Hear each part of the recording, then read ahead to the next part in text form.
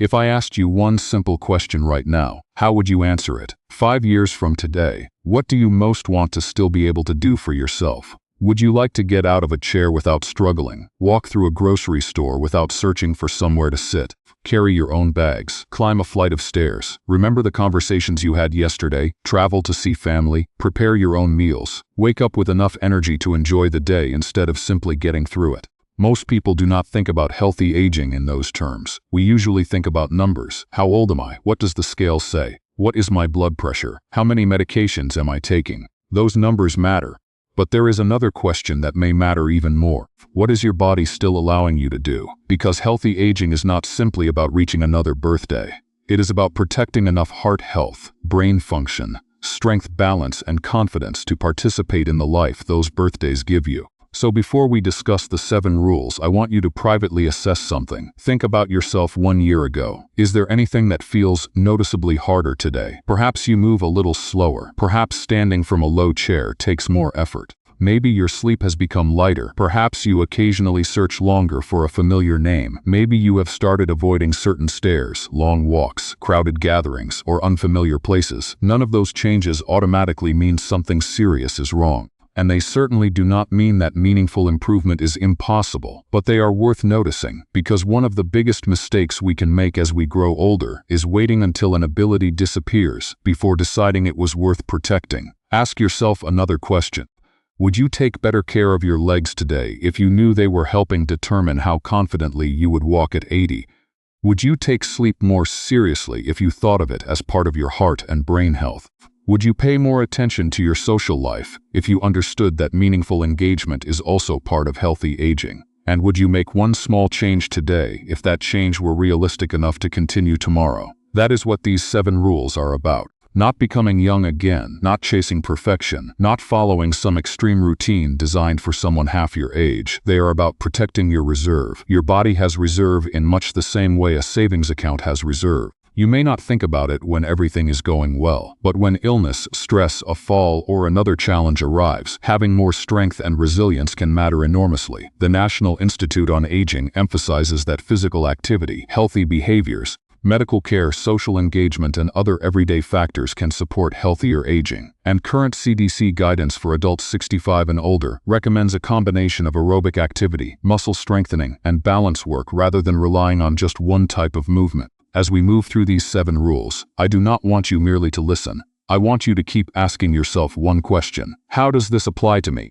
Because the most powerful rule in the world is useless if it remains something you heard in a video and never brought into your own life. And pay special attention to Rule 7. It sounds less impressive than exercise or nutrition, but for someone who values independence, it may completely change the way you think about getting older. Before we continue, if protecting your health and independence after 60 matters to you, subscribe to the channel, and in the comments, type the word strong, not because you need to prove anything to anyone. Let it simply mean, I am still investing in the life ahead of me. Now ask yourself our first question. Think about yesterday, not your best day, not the day you went on a long walk 3 weeks ago. Yesterday, how much time did you spend moving your body? And how much time passed while you were sitting? This question matters because many people become less active so gradually that they barely notice it happening.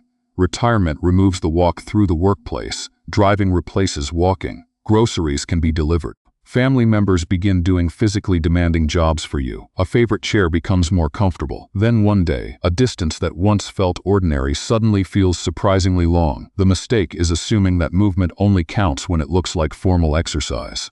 It does not. Walking matters, gardening matters, moving around your home matters, dancing matters, cycling matters, swimming matters, taking an extra lap through a store matters, getting up regularly instead of sitting for hours matters. Your body listens to what you repeatedly ask it to do. Ask it to move regularly, and you continue giving your heart, muscles, lungs, bones, and nervous system work to perform. Ask it to sit most of the day, and there is less reason for those systems to maintain the same capacity. Current CDC guidance says adults 65 and older should generally aim for at least 150 minutes of moderate intensity aerobic activity each week, or an equivalent amount of more vigorous activity, while also including strength and balance activities. The National Institute on Aging notes that regular physical activity can support physical function, cardiovascular health, sleep, mood, and healthy aging more broadly. But perhaps you hear 150 minutes and immediately think, That is not realistic for me. Then forget the number for a moment. What can you safely do today? 5 minutes? 10 minutes? A walk to the end of your street. 2 short walks inside your home. The important thing is to avoid the all-or-nothing trap. Consider George, a 77-year-old retired mechanic. George had spent most of his working life on his feet.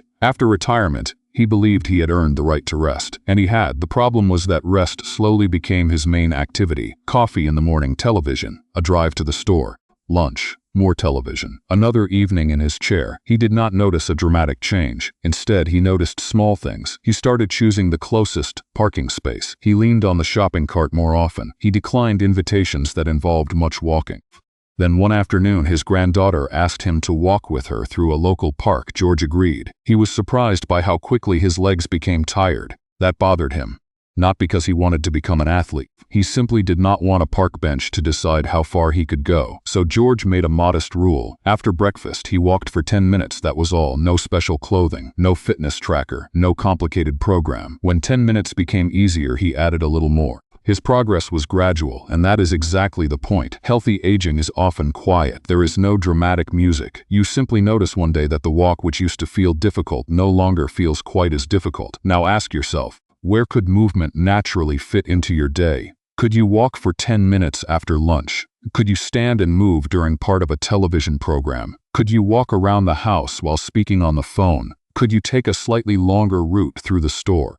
If you have been inactive for a long time, or you have heart disease, significant breathing problems, severe joint pain, dizziness, or another medical condition, speak with your healthcare professional about the safest way to increase activity. The goal is not to prove how hard you can work. It is to preserve your ability to work at all. And walking is only part of that equation. So here is the next question. If I took away your walking distance and measured only your strength, how independent would you feel? Could you stand from a firm chair without pushing yourself up with both hands? Could you carry a moderately filled shopping bag? Could you climb several steps? Could you recover your balance if your foot caught the edge of a rug? These are not gym questions. They are independence questions. Walking is valuable, but walking alone does not necessarily challenge every muscle you need for daily life. Muscle strength helps you rise, lift, carry, stabilize yourself, and move with confidence. Balance training gives your nervous system practice coordinating where your body is in space. That is why recommendations for older adults include muscle strengthening and balance activities alongside aerobic exercise. The CDC specifically notes that this combination supports physical function and can reduce fall risk. Now think about someone who becomes afraid of falling. What seems like the safest response? Move less, avoid stairs, stop walking outside, let someone else carry things. Spend more time seated. Emotionally, that makes sense, but physically, a difficult cycle can develop. Less activity can mean less challenge for muscles and balance. Less strength can reduce confidence. Reduced confidence can lead to even less movement. Dorothy, a 79-year-old retired librarian, found herself in exactly that cycle. A close friend had fallen and broken a hip. Afterward, Dorothy became extremely cautious. She stopped using the stairs when she was alone. She no longer carried her laundry basket. She stopped walking outside whenever the pavement looked damp. She told herself she was being sensible, but after several months, getting up from a low chair felt harder. That frightened her even more. Eventually, with encouragement from her daughter, Dorothy joined a beginner exercise program designed for older adults. Do you know what surprised her? The exercises looked almost too simple. Standing up from a chair and sitting down with control. Gentle resistance movements. Squatted heel raises. Carefully supervised balance work. She expected exercise to feel dramatic. Instead, it felt ordinary. But ordinary movements were exactly what her ordinary life required. Over time, she felt more secure when rising from a chair and moving around her home. Not invincible. Not 20 years younger, simply more capable. Ask yourself what strength means to you. Perhaps it means carrying your own groceries. Perhaps it means getting up from the floor if you ever have to. Perhaps it means continuing to garden. Perhaps it means lifting a grandchild safely. That is your reason. If it is appropriate for your health and ability level, strength work may include chair stands, resistance bands, light weights, wall push-ups, or other exercises suited to you. Balance work should be approached carefully. If you already have falls, significant unsteadiness, dizziness, weakness, or neurological or joint problems, professional guidance from a clinician or physical therapist can be especially valuable. Do not turn balance practice into a test of courage. Safety comes first. And remember this distinction. Challenging your body appropriately is different from taking unnecessary risks. The National Institute on Aging notes that strength training can help older adults maintain muscle and support mobility. Now think about the message your muscles receive each week. Are you telling them, "I still need you"? Or are you unknowingly removing more and more of the jobs they once performed? That question is worth answering.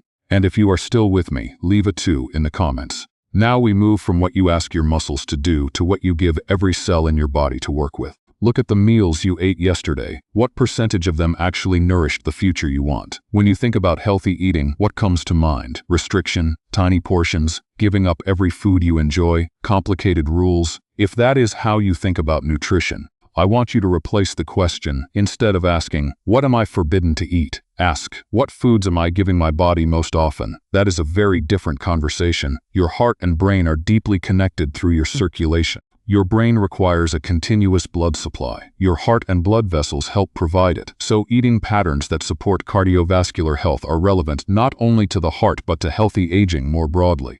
The American Heart Association's current Life's Essential 8 framework places healthy eating alongside physical activity, sleep, blood pressure, blood sugar, cholesterol, weight, and avoiding nicotine as major components of cardiovascular health. Now open your imaginary kitchen. What is easy to reach? Fruit, vegetables, beans, whole grains, nuts, simple protein foods, or are the easiest options mostly heavily processed snacks and ready-made foods? Arthur was 72 when he asked himself that question. He had driven buses for most of his adult life. Arthur never considered himself an unhealthy eater. He did not eat enormous portions. He did not eat fast food every day. But when he looked honestly at an average week, something stood out. Breakfast usually came from a box. Lunch often included processed meat. Crackers and salty snacks filled the space between meals. Dinner frequently came from a package that went directly into the microwave. Vegetables appeared occasionally. Fruit was something he bought and forgot about.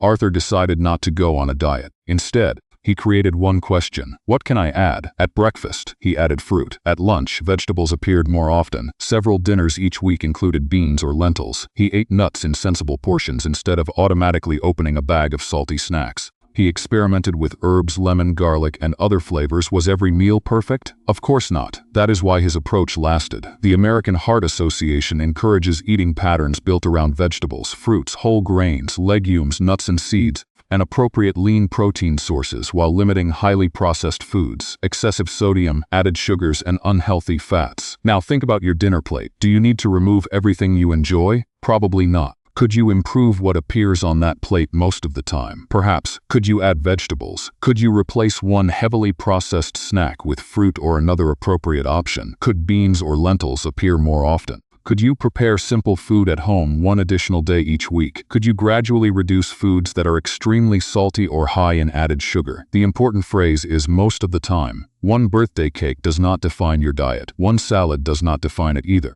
Your pattern does if you have diabetes, kidney disease, swallowing difficulties, unintended weight loss, digestive problems, food allergies, or other medical needs. Nutrition may require individual guidance from your healthcare professional or registered dietitian. Do not assume the diet recommended to your neighbor is automatically appropriate for you. Healthy aging is personal.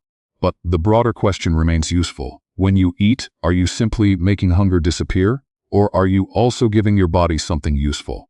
Food is one part of the picture. But now I want you to think about something people often sacrifice while trying to fit more into their day. When you wake tomorrow morning, will your brain and body have had enough opportunity to recover? Think about your last poor night of sleep. How did you feel the next day? Was your thinking slower? Were you more irritable? Did movement feel more difficult? Did you crave convenient food? Did your usual walk suddenly seem less appealing? Sleep does not exist separately from your daytime health. It influences how you experience the next day. The American Heart Association includes sleep as one of its 8 major components of cardiovascular health, and its guidance says most adults generally need about 7 to 9 hours each night. But here is an important question. What does the hour before your bedtime look like? Is it preparing your brain for rest, or is it filled with bright screens, upsetting news, late caffeine, heavy meals, and stimulating activity? Helen, a 75-year-old former office manager, believed poor sleep was simply part of being older. She often fell asleep in her chair early in the evening. Then she woke, went to bed, and could not sleep. She reached for her phone. She checked messages. Sometimes she turned the television back on. Eventually, midnight arrived, then 1 o'clock. The next morning she was exhausted because she felt tired. She moved less during the day. Then she dozed again in the evening. The pattern continued. Notice something important. Helen did not need more discipline. She needed to understand her pattern. She began keeping her wake time more consistent. She reduced caffeine later in the day. She tried to get daylight and movement during daytime hours. She made the bedroom quieter, and instead of treating bedtime as a switch she could instantly turn on, she treated the final part of the evening as a gradual landing. The room became quieter, the lights became softer, her day began to close. Improvement did not happen perfectly or immediately, but her routine became more predictable. Now, ask yourself, do you have a sleep problem or do you have a sleep routine problem? Those are not always the same thing, and this is where medical attention matters. If you regularly struggle with insomnia, snore heavily, wake gasping or choking, experience major daytime sleepiness, or have another persistent sleep problem, talk with a healthcare professional. Pain, medications, sleep apnea, mood problems, urinary symptoms, restless legs, and other factors can affect sleep. Do not automatically reach for another sleeping product without understanding what may be interfering with your rest. And do not assume that because you are older, terrible sleep is something you simply have to accept. Your sleep deserves attention. Tonight before bed, ask yourself one question. What signal am I sending my brain right now? Activity, stress, food, caffeine, or rest? Sometimes healthy aging begins not with doing more, but with creating enough quiet for your body to recover. Now let us move to something entirely different. Suppose you feel perfectly fine today. When was the last time you checked what might be happening silently inside your cardiovascular system? When was your blood pressure last checked? Do you know whether your blood sugar is where your healthcare professional wants it to be? Do you understand your cholesterol results? Do you know why you take each prescription medication? If your answer is, I feel fine, so I assume everything is fine, this rule matters especially for you. Some health risks do not announce themselves with pain. High blood pressure is an obvious example. You cannot reliably determine your blood pressure by how energetic or comfortable you feel. That is why knowing your numbers matters. The American Heart Association includes blood pressure, cholesterol, and blood glucose among its core measures of cardiovascular health. Think about Frank. Frank was 80 and had spent most of his working life repairing industrial machines. If a machine had a problem, Frank expected evidence, a strange vibration, a loud noise, smoke, a warning light, so he unconsciously expected his body to behave the same way. If something were wrong, he told his daughter, I would know. At a routine appointment, his blood pressure was higher than expected. Frank was surprised. He felt normal. That became the lesson. Feeling normal and measuring normal are not always the same thing. His clinician worked with him on monitoring and management appropriate to his situation. Frank became more consistent about taking his prescribed medication correctly. He paid more attention to his food choices and activity. But perhaps the biggest change was psychological. He stopped viewing a health number as a grade. It was information, and information gave him something to discuss and manage. Ask yourself whether you treat medical appointments as events that happen to you or conversations in which you participate. When a test is ordered, do you understand what it is checking? When medication is prescribed, do you know why? If you feel dizzy after standing, do you mention it? If you have fallen, do you tell your clinician? If you have a new symptom, do you automatically say, it is probably my age? That last habit can be particularly unhelpful. Not everything that happens after 70 is caused by being 70 at the same time. Do not become frightened by isolated readings or try to diagnose yourself from one number. Blood pressure varies. Treatment targets can differ according to your overall health, medical history, medications, and other factors. The same principle applies to blood sugar and cholesterol. Never stop, start, double, or reduce a prescription medication because of something you hear in a general health video. Your individual care belongs between you and qualified healthcare professionals who know your medical situation. What can you do? Keep an accurate medication list. Know what the medicines are for. Attend appropriate health checks. Ask questions. Tell your clinician about changes instead of assuming they are unimportant. If you monitor blood pressure at home, make sure you understand how your healthcare team wants you to measure and record it. One of the most powerful attitudes in healthy aging is curiosity, not fear. Curiosity. What is happening? What does this number mean for me? What can I influence? What needs professional treatment? That keeps you involved in your own care. Now, if you are still with me, leave another 2 in the comments. Because our next rule has no laboratory number attached to it. You cannot measure it with a blood pressure cuff. But ask yourself this: how many meaningful conversations have you had during the last 7 days? Who did you speak with yesterday? Not the cashier. Not someone on television. Who did you genuinely talk with? Who made you laugh recently? Who asked your opinion? Who needs something from you? Who are you looking forward to seeing? These questions may sound unrelated to heart health or brain health. They are not. The National Institute on Aging notes that loneliness and social isolation are associated with increased risks of several health problems, including heart disease, depression, and cognitive decline. Association does not mean that loneliness alone directly causes those conditions, but social connection is important enough that healthy aging researchers take it seriously. And there is another reason connection matters. Being involved with other people gives you reasons to use yourself. You remember plans, you prepare to go somewhere, you walk, you listen, you speak, you react, you solve little problems, you laugh, you help, you learn what has happened in someone else's life. Your brain does not experience a meaningful conversation as doing nothing. It is working. Now think about David. David was 73 and had worked as an accountant. After his wife died, he withdrew from social life. At first, everyone understood he needed time. But weeks became months. Invitations arrived less often because David usually declined them. He ate alone, watched television alone, went shopping alone. Then came stretches of several days when he barely had a real conversation. His daughter suggested that he join a local social group. David hated the idea. He did not want to join something simply because he was older, so they approached the problem differently. "What are you actually good at?" she asked. David laughed. "Numbers." A community organization needed someone to help with basic bookkeeping. David agreed to try it once a week. At first, the task was all he cared about. Then people started asking his opinion. Someone made coffee. Someone asked whether he would be there next Tuesday. Someone told a terrible joke. David had a reason to put something on his calendar again. Notice what changed. He did not become social because someone ordered him to make friends. He became useful, and usefulness created connection. Ask yourself what connection looks like for you. Would you enjoy a walking group, a faith community, volunteering, a class, cards, gardening with someone, helping a grandchild with homework, teaching a skill you spent 40 years learning, calling a sibling every Sunday? You do not need a crowded calendar. Some people naturally enjoy more solitude than others. The question is whether your solitude is chosen and satisfying, or whether your world has quietly become smaller than you want it to be. The National Institute on Aging also notes that participating in meaningful and enjoyable activities may support well-being as people age. Now ask yourself one uncomfortable but useful question. Is there someone you miss but have been waiting for them to call first? Perhaps today's health action is not another vitamin. Perhaps it is picking up the telephone. Your heart matters, your muscles matter, your sleep matters, your medical care matters. But a meaningful life also needs people, purpose, and reasons to participate. And that brings us to Rule 7. Earlier, I told you that this might be the most overlooked rule in the entire video. So let me ask you a question that may seem strange. If I walked through your home tonight without turning on all the lights, how many unnecessary risks would I find?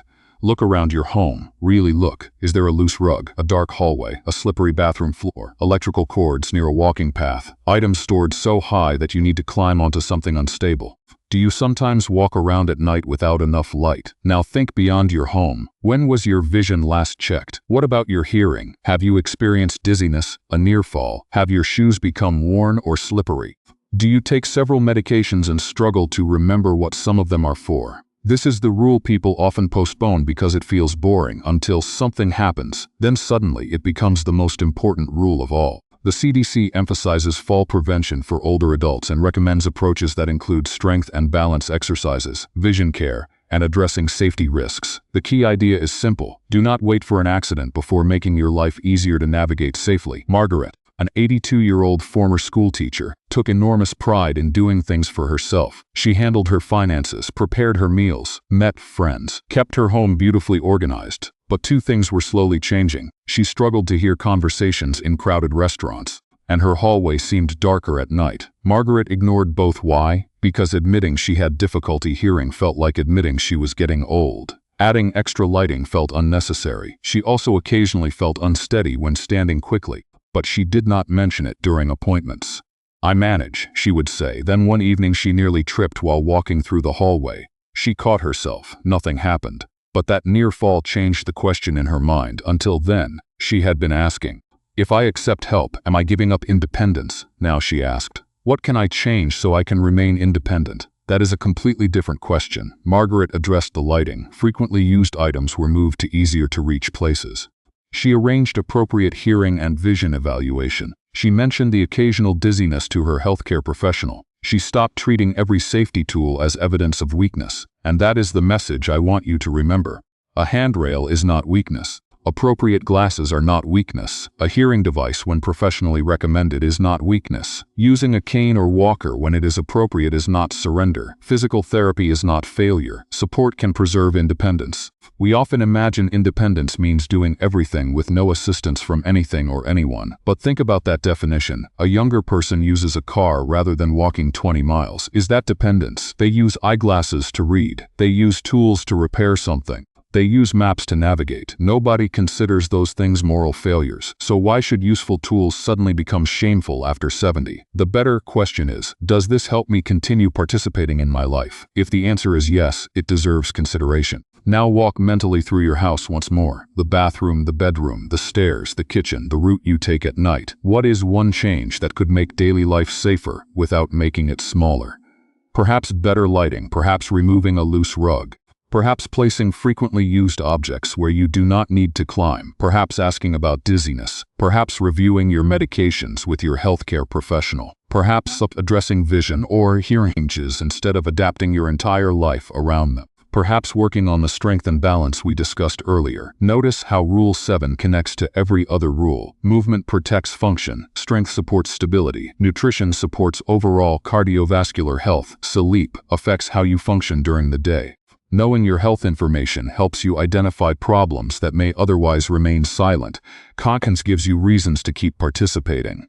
And thoughtful preparation helps protect the independence that makes participation possible. This is why healthy aging cannot be reduced to one supplement, one exercise, or one perfect meal. It is a system, and you are part of that system every single day. Now return to the question I asked you at the beginning. 5 years from today, what do you most want to still be able to do for yourself? Do you have an answer now? Maybe it is walking confidently through your neighborhood. Maybe it is preparing Sunday lunch. Maybe it is traveling. Maybe it is driving yourself somewhere, if it remains safe for you. Maybe it is tending your garden. Maybe it is carrying groceries. Maybe it is getting up from your favorite chair without needing assistance. Maybe it is remembering the stories your grandchildren tell you. Maybe it is simply waking up and knowing that your day still belongs to you. None of these 7 rules can guarantee that future. No responsible person should promise you that. Genes matter, illness matters, injuries happen, some changes cannot be controlled. But there is a powerful difference between controlling everything and influencing something. You can influence how much you move. You can give your muscles a reason to remain strong. You can improve the pattern of what you eat. You can take sleep seriously. You can participate in your medical care. You can protect human connection. And you can remove unnecessary risks from your environment. That is a meaningful amount of influence. You do not have to change all 7 things tomorrow. In fact, I do not want you to. Instead, ask yourself one final question. Which rule exposed the biggest gap in your life? Was it movement, strength and balance, nutrition, sleep, knowing your health numbers, connection, or protecting your independence before a problem forces you to? Choose one. Then make the action almost embarrassingly manageable. A 10-minute walk, a conversation with your doctor, a healthier breakfast, a consistent bedtime, a phone call, a few appropriate strength exercise, removing one tripping hazard. One small action may not look impressive, but healthy aging is not a performance. Consistency often matters more than drama. Think about George walking 10 minutes after breakfast. Think about Dorothy practicing the simple act of rising from a chair. Think about Arthur adding better foods instead of attempting a punishing diet. Think about Helen creating a quieter evening. Think about Frank learning that feeling fine does not replace useful health information. Think about David finding connection by becoming useful again. And think about Margaret realizing that accepting the right support could actually protect her independence. Each person asked essentially the same question. What can I still influence? That is the question I hope you remember. Not, how can I stop aging? You cannot. Not, how can I become 20 years younger? You do not need to. Ask, what can I protect? Your strength, your mobility, your heart, your brain, your confidence, your relationships, your independence, your ability to participate. Healthy aging is not about pretending age does not exist. It is about respecting your age enough to care for the body that carried you this far. Your later years can still hold quiet morning walks, meals around a family table, conversations that make you laugh until your eyes water, trips you have not taken, books you have not read, people you have not met, skills you have not learned, sunsets you have not watched, questions you have not asked, memories you have not created yet. There is still life ahead of you, and the purpose of healthy aging is not merely to add numbers to that life. It is to protect your ability to be present for as much of it as possible. So which of these 7 rules will you start with? Write that one rule in the comments. And if you are making a commitment today to keep investing in your heart, your brain, your strength, and your independence, type strong. If this conversation helped you, share it with someone who wants to remain active and independent as they grow older. And subscribe for more practical guidance about healthy aging after 60, 70, and beyond. You do not need a perfect beginning. You only need a beginning you can repeat. Take the walk, make the appointment, prepare the meal, protect the evening, make the phone call. Strengthen the legs, fix the loose rug, then wake up tomorrow and ask yourself again, what can I do today to protect the life I still want to be living 5 years from now? Start there. Keep going, and I wish you a stronger body, a well-supported brain, a healthier heart, and many meaningful independent years ahead.